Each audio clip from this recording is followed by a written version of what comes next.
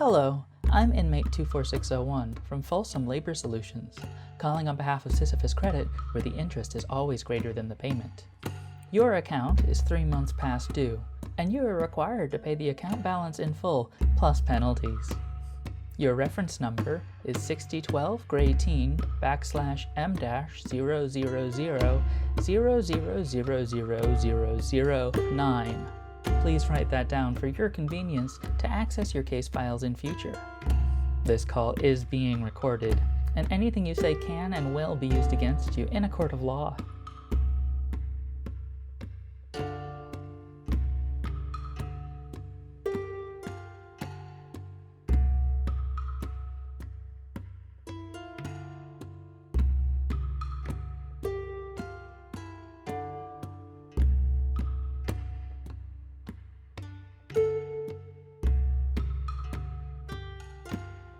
We've all heard the expression, anything you say can and will be used against you in a court of law. But did you know that the things you say to the police can't be used for you? Don't just take it from me. Here's law professor James Duane at the Regent University School of Law sometime in or before 2012. What you tell the police, even if it's exculpatory, cannot be used to help you at trial, because it's what we call hearsay. Under the rules of evidence, specifically Rule 801D2A, if you want to look it up, everything you tell the police, as the saying goes, can and will be used against you, but it cannot be used for you. From time to time, I've known attorneys who tried to call to the stand a police officer and say, "Officer, would you tell the jury what my client told you, because what my client told him is actually good for my case?" If you tried that at trial, the prosecutor will object that it's hearsay, and the judge will agree. The police will not be allowed, at your request, to tell the jury what your client told him, no matter how good it may be for your case. It cannot help. And we've also heard, well, this is where I should have a bunch of clips of videos showing interrogation rooms where the police are telling the suspect that they're on their side and all they want to do is help. They just want to get to the bottom of things, and it's really in their best interest to cooperate. But that would take hours, and I know it's been a month since my uploading the last video and recording this one, but I didn't have a computer during that span of time, so I couldn't spend it binge watching cop shows and pirating useful scenes. So just picture it in your head. There's a cop in a room with a suspect, trying to convince them that there's something they can gain by talking, which is a lie. Hey, talking to a cop is how I got my job. But cops have a job, and it's not to find innocent people and release them. It's to send people to prison, or fine them, or kill them. It's not going to help a cop's career when they're interrogating somebody to find out they're innocent and let them go. That's not, good for them. It doesn't help their numbers. It doesn't make them look good when they're up for promotion. It's just wasted hours. So let's get back to that phone call. Let's say, for the sake of argument, I am having financial troubles. And let's say, for the sake of argument, I don't see any way forward. And let's say, for the sake of argument, I've been ruminating on the ways that I expect to be blamed later for my situation. So the question is, can I trust the system to put me in this situation to help me get out of it? I really can't afford to make these payments. I barely make enough to pay my rent every month. Well, how much is your rent? Maybe we can work something out. About $600. Well then, it sounds like you've got $600 you could be sending us.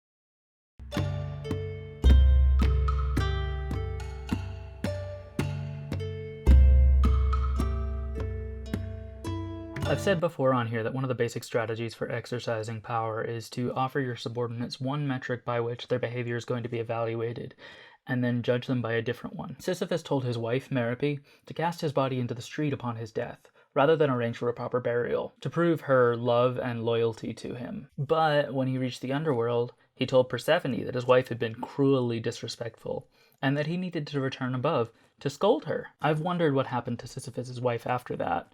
And thanks to Zaylee, one of my patrons, now I know. She lent me this book, which has more thorough coverage of the Greek myths than anything I was able to find in my town's library or on the internet. And it turns out she is immortalized in shame for her husband's crimes.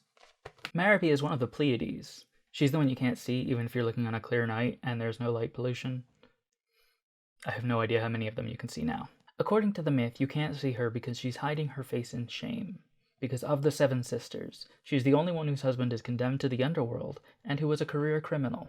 Imagine that, being in a situation where you're choosing to make somebody else suffer for eternity in a vain attempt to escape your own fate.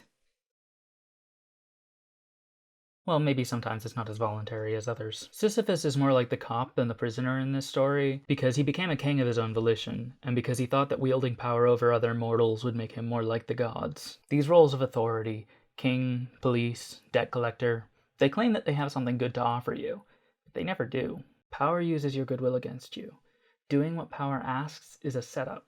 They're arranging for another way that they can extract some more value from you, accumulate some more power. Your desire to believe in the humanity of the person on the other end of the line is a trap. The real human, who you're talking to when your creditors call, they're the bait for that trap, because they have no power to do anything other than what their corporation will allow. They're prisoners to their employers. Often literally. Call centers are one of the big kinds of services offered by US prisons. And sometimes it's not even a choice. I could get put in solitary for refusing to do this job.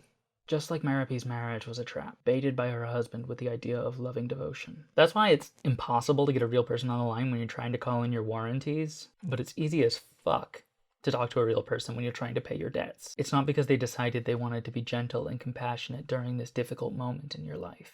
So let's say, for the sake of argument, that I had defaulted on some debts. And in this scenario, I don't have any money I can spare to start paying those debts. I don't know what exactly would happen if I picked up the phone when the creditors call, but I don't see any scenario where that call goes well for me. What my creditors want is to get any money they can out of me. Most of them have already had the principal paid back and then some because I've been paying the minimums for years in this scenario. And what I want is enough financial stability that I can start moving towards solving the problems that put me here in the first place. But I can't do that if I can't save, if I can't buy food, if I lose my apartment because I couldn't pay rent, because I spent my rent money paying my monthly minimums. There's no basis for trust here. Our motives are at odds, and because I don't have the money to pay, there's nowhere this conversation can go but down. Creditors get a little bit more money. I lose what little bit of stability I've had. So why would I ever pick up the phone? Thanks for sharing. Here at Sisyphus Credit, we value customer feedback. We'll be sure to pass your comments along to the judge when we take the next steps in the collection process. No, wait, that wasn't part of the...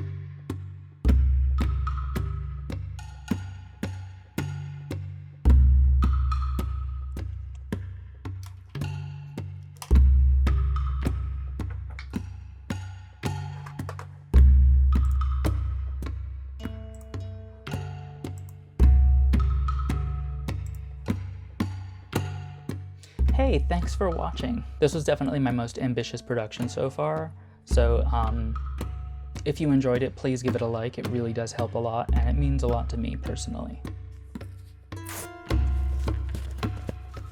Comment below if you've had, let's say, 3 calls from debt collectors in the same day. Or just comment below to feed the algorithm, which is hungry for engagement. You can subscribe as well, which YouTube takes as a vague implication that you'd like to see my videos. And you can hit the bell, which means that you'll definitely see notifications when I post new content. I don't post videos that often, so I won't be spamming you, and you can turn it off just by hitting the bell again. So I strongly recommend signing up for notifications with channels you like. I went to check how many channels I had notifications on for when I was writing this part of the outro, and I wound up turning on 13 more channels, bringing the total up to 28. I'd noticed that I'd only hit it for the people who'd done the specific hit the bell call to action. So for the benefit of the creators out there who feel super uncomfortable asking for that kind of engagement, when you have a chance, scroll through all of your subscriptions and see if there are any you'd like to hit notifications for. I recommend looking out for people who post rarely and irregularly. Their videos aren't going to get picked up by the algorithm as much, so you're even more likely to miss them. As you might be able to infer from the content of this video, I'm not in the best financial situation lately. The job I was working actually just ended, and during the whole last month of the work, I didn't have a working laptop, so I wasn't really able to be looking for new work or finding freelance gigs. I'm hunting now, but if you've ever thought about supporting me on Patreon, now's a fantastic time. And if you haven't ever thought about supporting me on Patreon, getting in soon means you can get access to the early adopters tier, where if you sign up for just $1 a month, you can get access to everything I offer on Patreon or ever will. You can also sign up at a higher rate, but choose specifically that donation tier, which means that you'll be locked into those benefits if you decide to change your pledge later. I release early scripts and video pre-releases, and all my patrons get acknowledgement in the credits. And everybody in early adopters, and who donates for $15 a month or more, gets a personal apology from me. This episode I'd like to apologize to Tade McDonald. Tade, I'm sorry. And thanks also to Tate, as well as Chelsea Rose, Locomotia, Nicole Wooden, Nightwing Whitehead, and Zaylee. Additional thanks goes out to Chelsea, as well as channels Jackie Fox and Sustainable Justice. They gave me notes on this script and helped me get it ready for shooting. I really wanted to have this one solid before I got to filming because with the interplay between the different characters who were wearing different makeup, I couldn't make more than very small changes on the fly as I was speaking. And I actually cut and bleached my hair between the character changes, so I wouldn't even be able to go back and do reshoots if I had decided to change something while I was filming the prisoner scenes. Jackie and Sustainable Justice both have YouTube channels, which I will link in the description. And thanks so much for watching. Bye.